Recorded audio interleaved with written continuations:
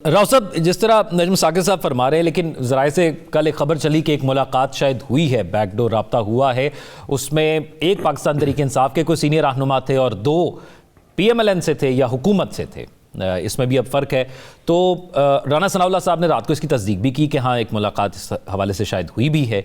तो मुलाकात का सिलसिला शुरू हो गया है, बाज़ाब्ता सबके सामने एक मुलाकात कल तय कर ली गई है।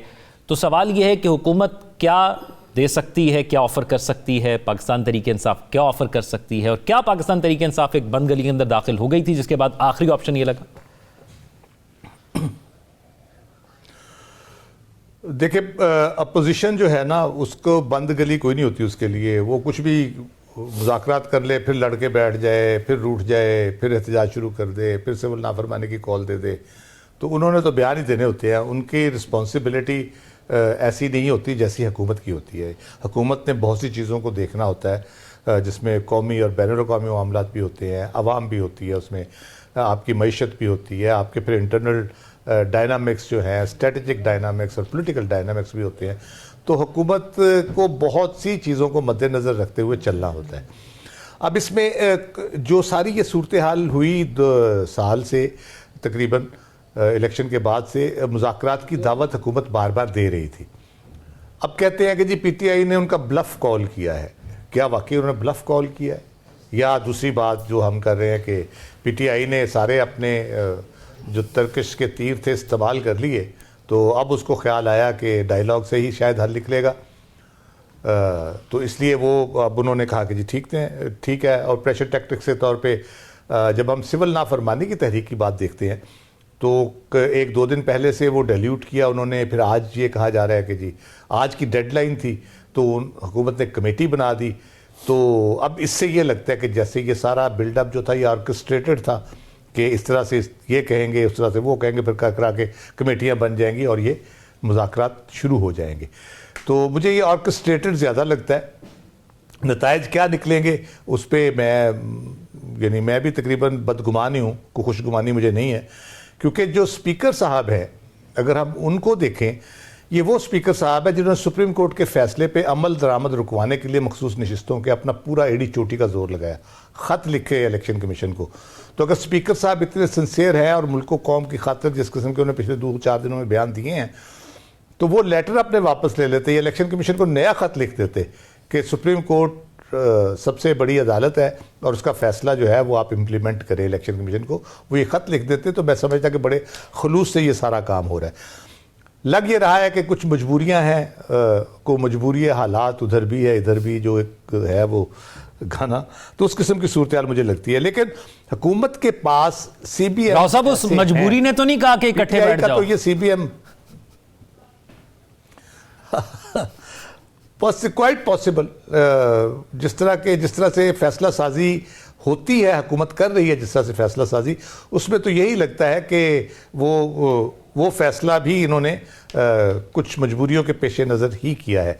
तो उसमें हुकूमत कर क्या सकती है, दे क्या सकती है?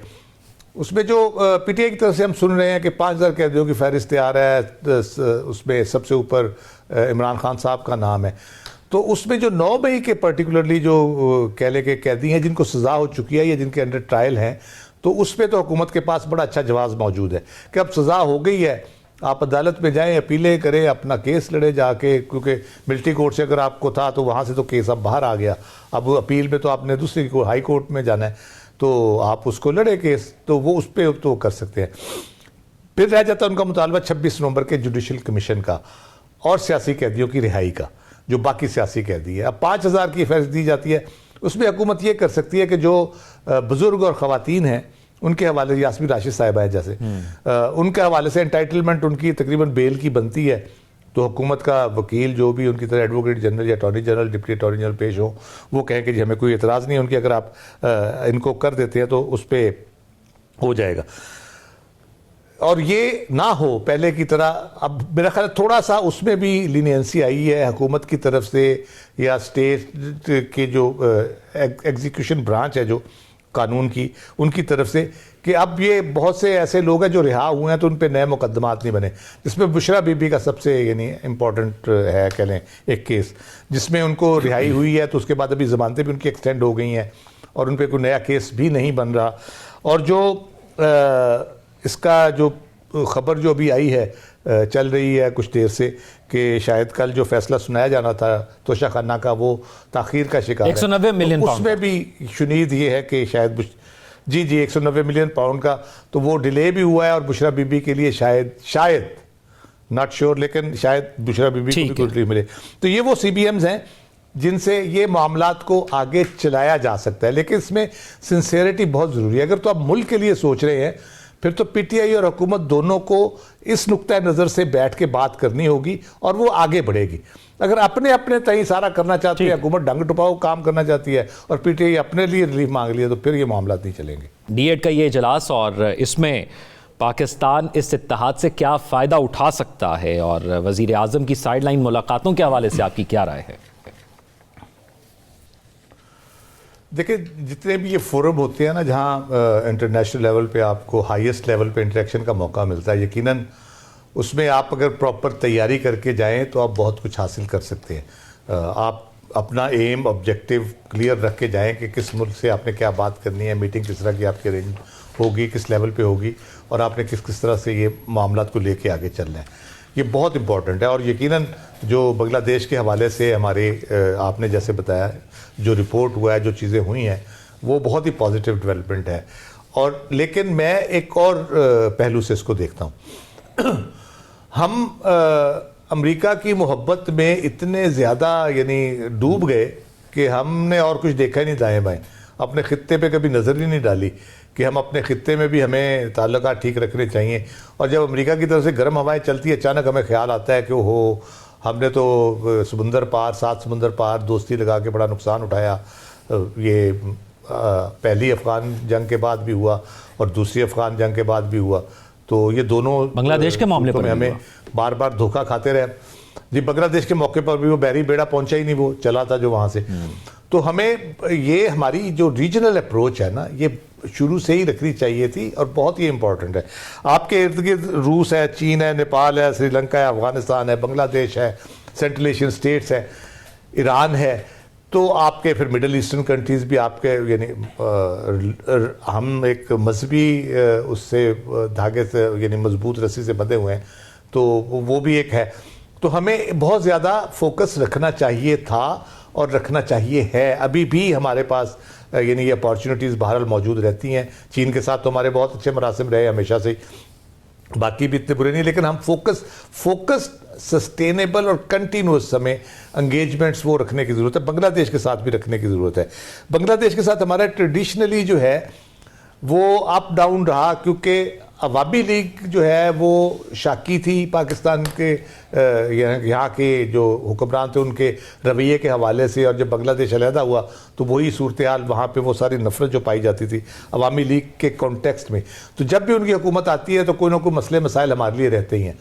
लेकिन जो रिसेंट जो हमारा जो कह ले कि तनाव हुआ वो 2015 के बाद से हुआ, जब जमात इस्लामी के कायदीन को वहाँ सजा दी गई।